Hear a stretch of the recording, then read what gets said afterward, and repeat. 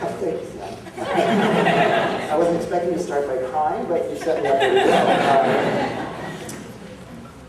So, Madam Director, and distinguished faculty and guests and family and friends. Sometimes you have to go a long way out of your way to get a short way correctly. That's a slight paraphrase of a line from Edward Albee's play The Zoo Story. I first heard it in my high school AP English class a while ago, and I've had it tacked on my bulletin board above my writing desk ever since. Actually, I've always thought the line should be rewritten for, at least for me, I always have to take the long way around, but I will grant the playwright his brilliant words. Certainly all of you have taken the long way around to get here to this place, and to this day, to graduate with an advanced degree in museology. Today you begin a brand new career, and I promise you, you will all find jobs. However, your path will still not be an easy one, and I have to be honest about this, because for the rest of your lives, you will have to keep answering one incessant, annoying question. Museology? What? But you don't even play an instrument.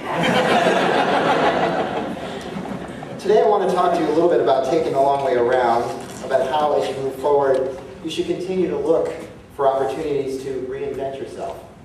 But before I do, as Samantha has explained, I did have the pleasure of sitting on her thesis committee, and over the past 3 years, I've been able to watch a lot of defenses. Not as many as I would like, but I've seen a lot. I've been very, very impressed, and I think families and friends should feel very proud of all the amazing work you've done in your defenses.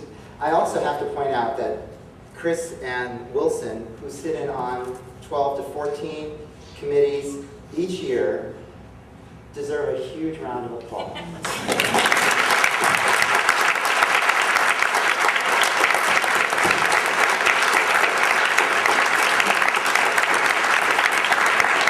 Not only do you have to read draft after draft after draft and check notes and footnotes and things like that, you also have to deal with the anxiety and energy that all of you folks bring to your defenses as if they are the most important things, and they are. So it's really commendable what Chris and Wilson have done. I was so impressed by what I've seen this year that I decided, well, actually I was wondering, do I have what it takes? Can I cut it? So I decided that I would do my own mini thesis defense. I came up with a project. I didn't actually get permission to do it, but I guess that's okay. I had a question that was pondering, it's been haunting me in the middle of the night. You know, we have so many brilliant people working in museums, and all of you are so brilliant. I kept wondering, how many museologists does it take to screw in a light bulb? To prepare, I've interviewed several members of the staff, faculty, as well as some of the graduates of 2013. Of course, following strict professional standards, all of my interviews were done on a confidential basis. So Nick, Andrea, Garrett, Laura, Danielle, Megan, nobody's going to know how much you appreciate it. And I have to admit, I'm taking the easy way out because, as a graduation speaker, I don't have to entertain any questions. Oh, yes. That is not true. Oh. I told you that. And I found your data to be very confusing. I change your analysis one bit. Yeah, I haven't got a clue. Those are just numbers on the page. Numbers on a page. But I thought my pie chart looked really cool. Yes. Adam. Yes. So what's the most important thing you learned about it? I hate that question.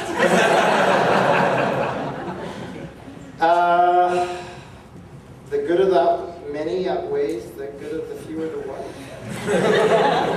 How about with great power comes great responsibility? How about that? Well, here's one I think you'll all agree with. When you find yourself going through hell, keep going. That's a quote by Winston Churchill, and unfortunately I do not have an exact citation. However, my research did reveal a few anecdotes that I want to share with you. First of all, Maya, are you still out here? Yes. Maya will fix your life for you. This is what the students say. And Lisa Hayes is a close second. If you email them at 1 a.m., they respond. Don't they have lives? Nick is all-knowing. If you happen to post on your Facebook page in class, he's right there with you. But oddly, he has some strange fear of hummingbirds. I don't necessarily really analyze all the data. Andrea is awesome. She appears, she's very calming, and she appears out of nowhere. If you're struggling with some computer program in the student center, she suddenly is there. And she's like the guardian fairy, is what I was told. But always extremely well dressed. I learned that Chris apparently lives at REI. In fact, I understand she ran into Garrett's mom there. Rumor has it she didn't go to the AAM, which is the American Association of Museums conference this year because it fell on the same week as the year-end sale at REI. And then there's something really cryptic I couldn't really understand. Most students believe she owns stock in the company that makes Post-it notes. Wilson, and I've learned this now firsthand, has a really scary presentation face. It's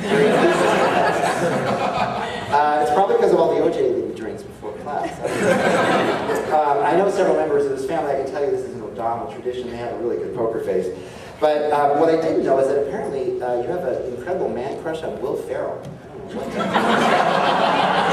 And Jessica, who's the newest member of the faculty this year, is always clear on her assignments and to sticking to deadlines. But she does it in such a Canadian way. She never yells. She just does something with her eyebrows and stares into her soul.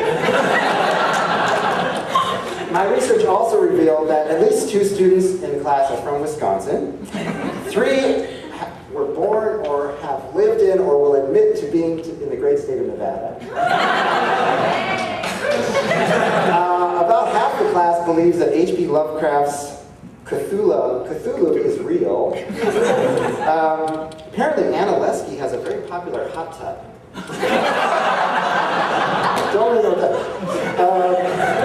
And for some reason, most folks have a very strange fixation with Meryl Streep. But she is really that good, so. Laura also laughs at inappropriate times. Ellie likes fonts and has apparently tortured her classmates by forcing them to learn the histories of serif and sans serif. Hal is always late. Amy has never adjusted to West Coast time and goes to bed at 8 o'clock every night. And Julia gets up at sunrise to do Zumba classes, even at 8 a.m. Caitlin is a vegetarian taxidermist who lives in a house with chickens. And Colleen runs a Game of Thrones boot camp and considers Caitlin her Khaleesi. For those of you who watch Game of Thrones, there's no word yet on whether she actually has dragons, right? Dylan constantly inundates his friends with wild animal videos, including such great works as Hamster on a Piano. That's what I heard. Anna Brady's brother makes videos about Henry the cat. Henri, oh that's right.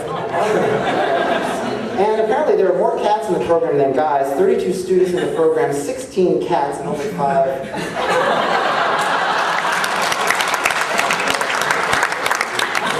I discovered that, on a completely different note, the #1 reason students were most eager to come to graduation today was to see if the rest of Garrett's family have handlebar mustaches. Now back to my research question. How many museologists does it take to screw up a whiteboard? 26. Yes. It's not an easy process for such extreme academics like this. 1, to notice the bulb is burned out. 2, to get a ladder. 1, to do an inventory of the light bulbs in the collection. 1, to do a review of all the literature in the field. 1, to survey other professionals in the museum field to find out how they changed their bulbs. 7, to raise money from donors. Always really, really hard. One, to don soft white cotton gloves to unscrew the light bulb and place it carefully in a cardboard container. No, what am I thinking? That's not right. You have, because the light bulb is made out of a combination of glass and metal. Of course, the proper gloves to use would be purple or blue ones made out of nitrile. Is that right? Nitrite, whatever. It takes one to label the container, two to deassess the used bulb, which for those who aren't in the museum field, that means give it away. Two, to repatriate the bulb. One videographer. Two, to immortalize the event in cyberspace, one to tweet, one to post on Facebook. Three, to conduct surveys of the participants to see how to improve the experience the next time. One independent observer, and for those who've been in my legal issues class, one to consult with a lawyer. In all seriousness, I do want to congratulate all of you. You finished one adventure and you are about to start another. By coming to graduate school, you reinvented yourselves from whatever you were before, including archaeologists and others, to card-carrying museologists. Today, I want you to encourage to keep looking for opportunities to reinvent yourselves as you move through your careers and through your lives. It's funny, but despite millions of years of human evolution, each of us is born with zero knowledge. Even about the simplest things. I mean, you would think that it would be genetically encoded in us that you don't touch fire. But in fact, every single baby has to learn the hard way by getting burned at least once.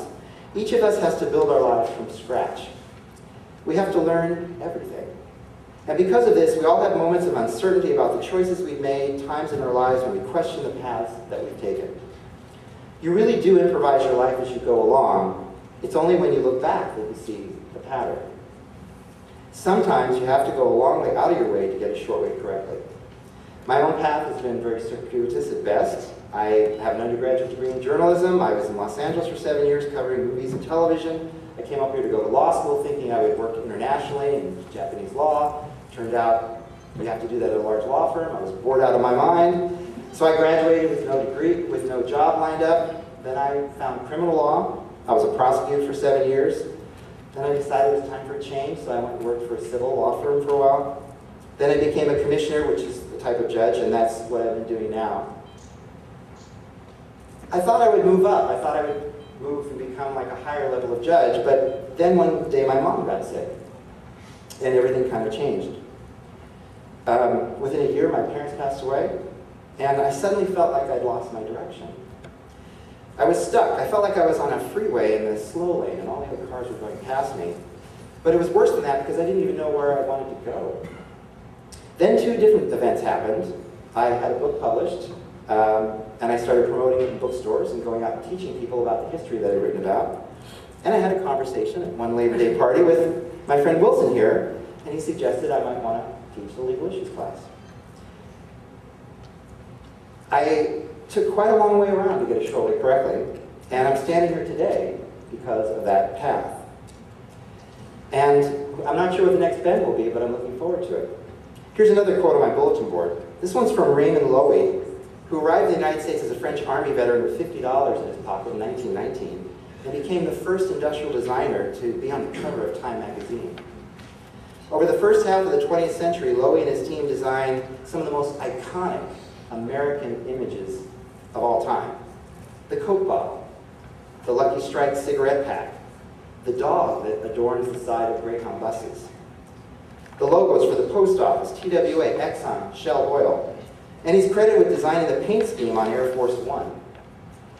He died in 1986 at the age of 92, and at one point, before he died, he looked back over his extraordinary career and he said, "I sought to surprise. I sought excitement and taking chances. I was all ready to fail in order to achieve something grand." As you move forward in your lives, give yourself permission to take risks, to make mistakes, to learn from those mistakes.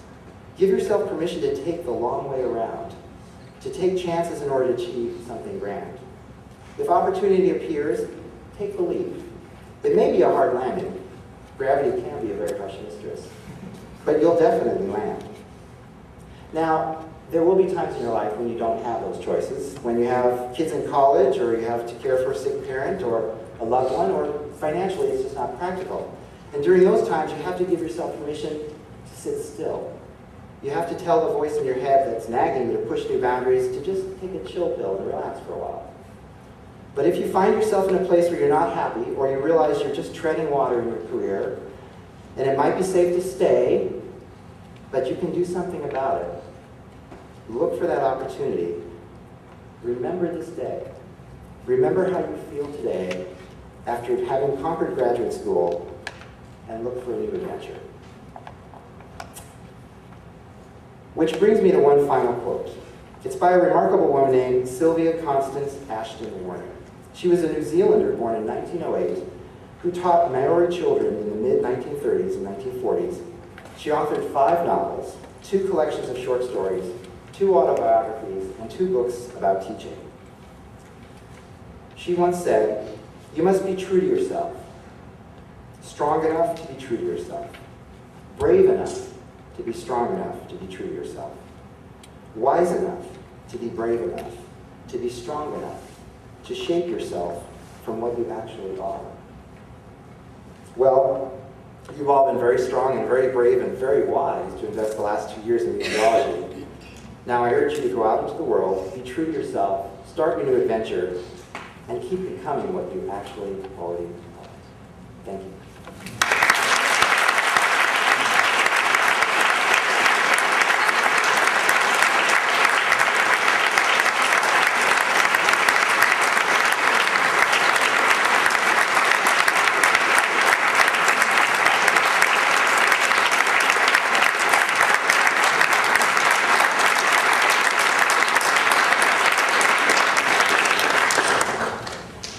Well, that was awesome. Thank you. So I want to sort of